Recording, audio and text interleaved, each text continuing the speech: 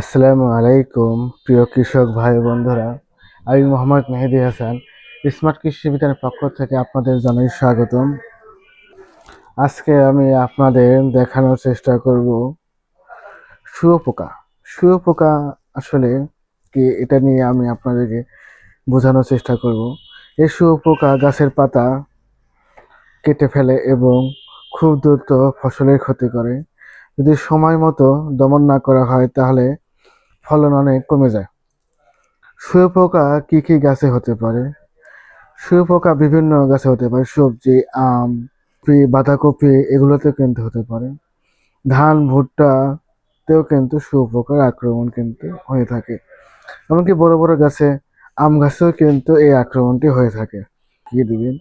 শুঁয়োপোকা দমনের জন্য অ্যামামেকটিন, বাজারে আপনি এই গ্রুপের ওষুধ আপনি পেয়ে থাকবেন।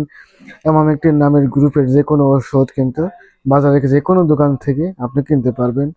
এরপরে ল্যামডা সাইহ্লোথিন, এই গ্রুপের ওষুধও কিন্তু আপনি এই শুঁয়োপোকা দমন করতে খুবই ভালো কার্যকরী।